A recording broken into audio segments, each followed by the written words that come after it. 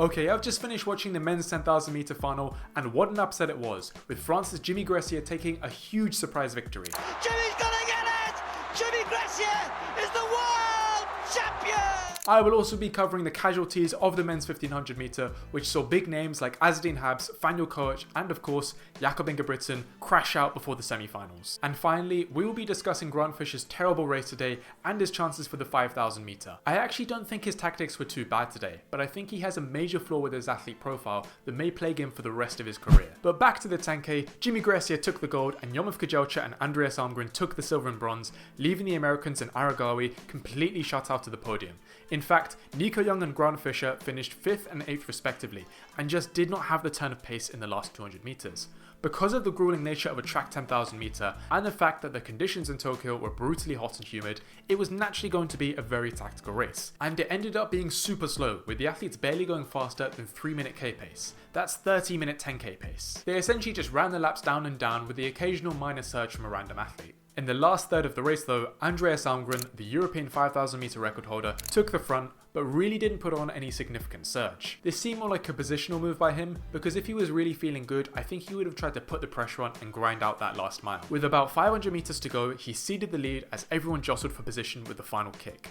In the last 200, Kejelcha struck out for home, with Almgren, Fisher and a few others following behind him. But in the last 100 meters, Jimmy Gressier was able to slip through the gaps just like he did in Zurich, and just passed Kejelcha at the line to take a massive upset victory. Phenomenal race by Gressier, and an amazing end to his season. Now look, I'm not going to pretend that I had the Frenchman as a gold medal contender for the 10,000, but he was on my radar as a genuine medal threat after his win in a Diamond League final in Zurich. His kick was just super strong in that race. He beat Fisher and Almgren in a final sprint with a 12.7 last 100 meters. And this is something I mentioned in my video recap. A fast last 100 is arguably one of the most important things for 5k 10k athletes, given the way championship races are run. I'm very happy to see a nice upset win here, but I was really rooting for Kejelcha to take that gold medal. And I thought he had it with 200 to go. He just looked so comfortable. With the times he's put out during his career, he has really underachieved on the championship stage, so I wanted him to do well. His daring race style also makes me a massive fan. Still, a silver for the Ethiopian is pretty good, and it's his first and only World Champs medal since his silver in 2019. On the other side of the spectrum, it seems the Americans were really badly affected by the hot and humid conditions. Nico Young was okay, but Fisher really tightened up in that last 50 meters, and you've got to say this doesn't bode well for the 5,000. There's a lot of debate that I'm seeing online right now on whether Fisher butchered his tactics and if he should have run this race a little more bravely. His coach hinted that Fisher, as a strength athlete, was going to try and make his usual extended press for home in the last mile. Whilst Fisher's kick is solid, it's not so strong that you would expect him to win a gold medal, especially if the race is super slow and his strength won't play a factor at all. So a lot of criticism was directed at the American for letting the pace drop and not trying to grind out a hard last mile, as he was ultimately burnt up in the final lap. I understand where this is coming from, but I honestly don't think it would have made much of a difference. Fisher just didn't have it today.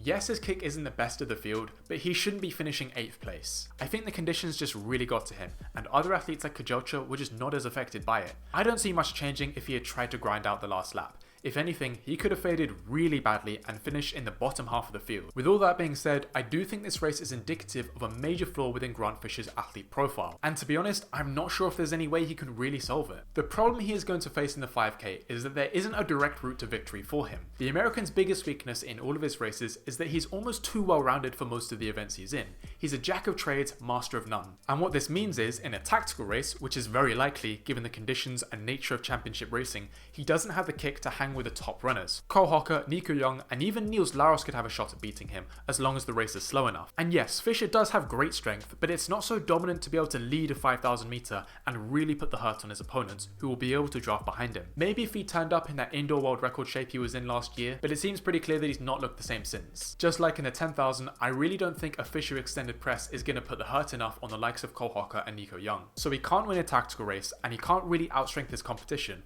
and therefore how's he supposed to win? Because of this, I can really see Fisher not meddling in the 5,000 meter as well and going home devastated. It's not a question of tactics, it's a question of what Fisher's strengths and weaknesses are. Of course, there is always speculation about whether he peaked too early for the indoor season, as he hasn't been able to maintain that world record form since. Grand Slam track of course may have contributed to that as well, but fundamentally I think the conditions just took a toll on Fischer, and I'm not sure it would have made much of a difference even if he had turned up in better form. With Jakob looking terrible in the 1500 meter heats, I think Carl Hocker is the favourite to win the men's 5000 meter.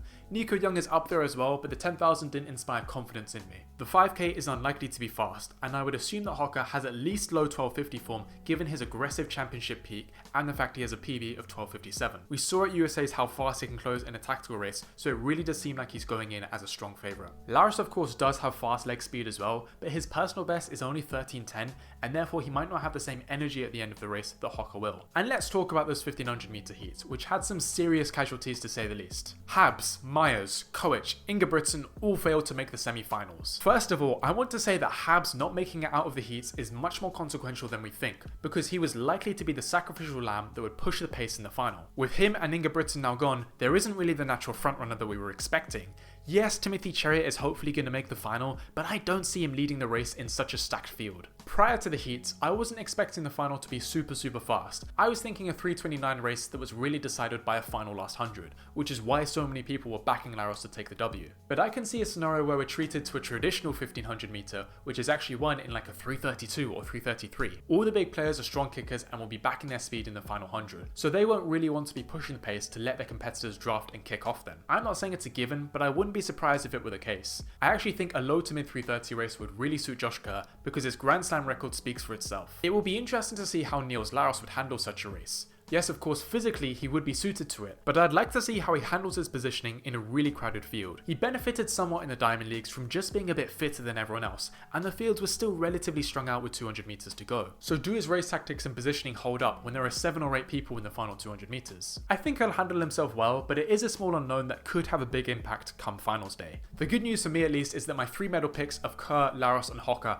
in that order, were all looking super strong in the heats. But let me now get on to the elephant in the room, Jakob Ingebrigtsen. I think it's safe to say the dream is over. He is not medaling in the 5000 meters. And if you want my honest opinion, I think he should pack his bags and go home. I remember hearing him talk about doing some early winter races in various distances because he didn't get a track season this year, but I just don't think it's a good idea. It takes discipline to know when you're not ready and cut your losses. Yes, I know he thinks he will do best in the 5000 meter, and that does seem like a reasonable assumption, but if he's got at best 3:36 1500 closing speed, he's not going to medal in that event. He might not even make the finals for God's sake. And so given we're faced with a scenario where Jakob's chances of doing well in the 5000 are really unlikely, is there any point in him competing? I've seen a lot of people giving him props for turning up even when he's not in his best form, and I understand that to a certain extent. If he was in genuine medal contention but maybe not at his full fitness, I would respect that, but I think there's a certain amount of stupidity involved when you're turning up in the finals looking as bad as he did. Maybe his workouts were indicating that he was in much better shape and he just got a severe reality check today. He's doing nothing but risking an extra injury flare-up in the 5000 meter